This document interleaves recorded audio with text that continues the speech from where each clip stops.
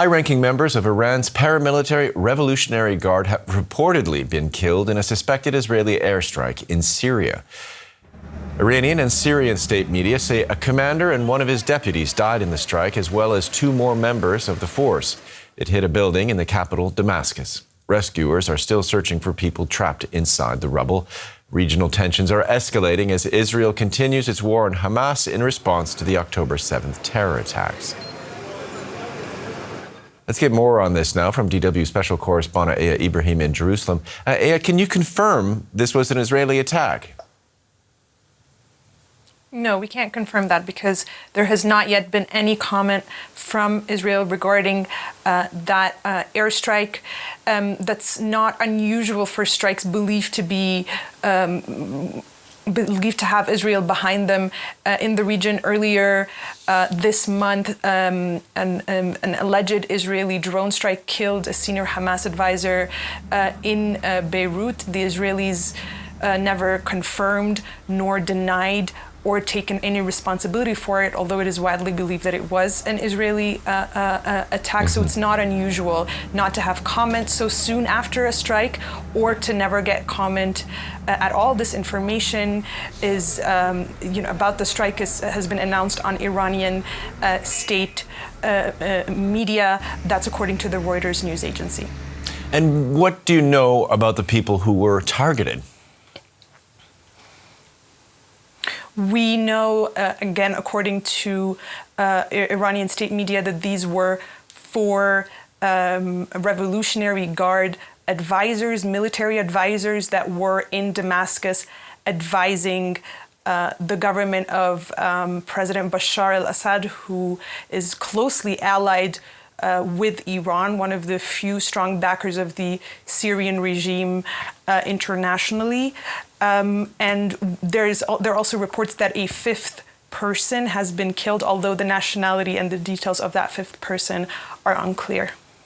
And I understand all the caveats about Israel acknowledging or denying the strikes, but is it unusual for Israel to actually strike targets in Syria?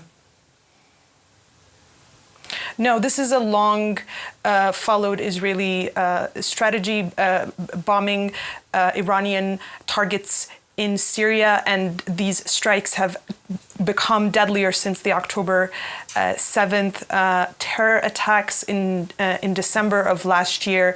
2 Guard members were killed by an Israeli strike in Damascus. Okay, DW Special Correspondent Ibrahim in Jerusalem. Thanks so much. And for more on this, we're joined now by Middle East analyst Daniel Gerlach, who is with the magazine Zenith, of which he is the editor-in-chief, and it's specialized on the Arab and Islamic world. What were Iran's Revolutionary Guards doing in Syria in the first place?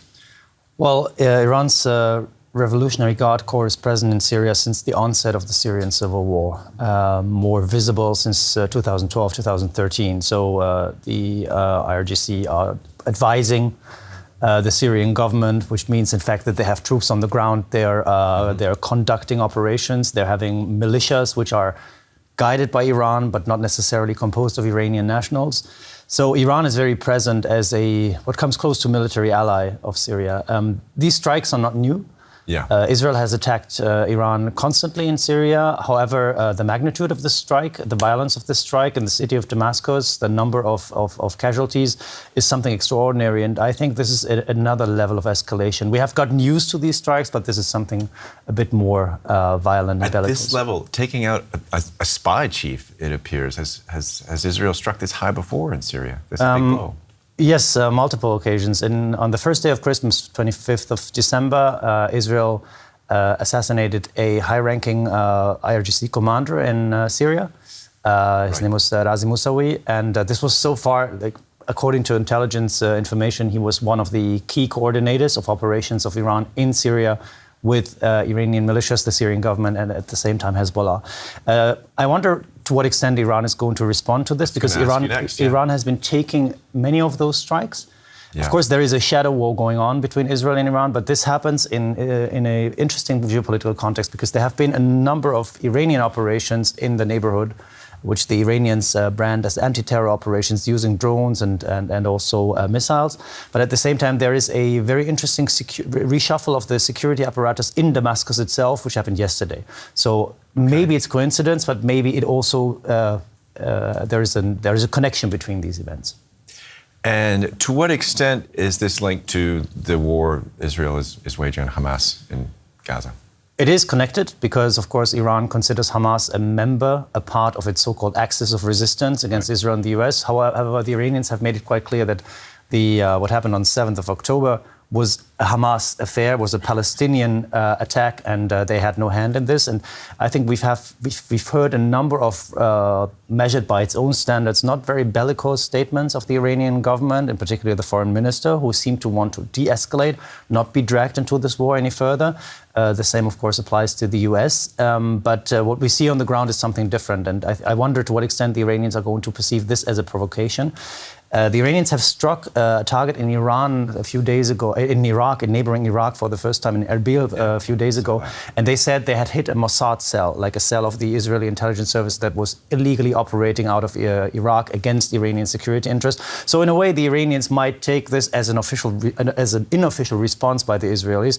But that would at the same time mean that the Israelis admit they were hit by the strike in Iraq. They were present. At least this is how the Iranians are going to interpret it. A tit for tat that I don't know when it ends, right? Well, it's been taken to a different level now, and I think we should be really, really worried about this because this shadow war has been going on for some time, but it seems that both sides want to show we are not afraid of entering a direct confrontation, and it seems that the Netanyahu government in particular is really pushing towards it. I mean, this is a gesture to the Iranians to say, we Israelis, we're ready for everything, but of course nobody in the region would be delighted about a major escalation, let alone the Americans or the Gulf states or anyone who would suffer from it in the region. It's the last thing people need.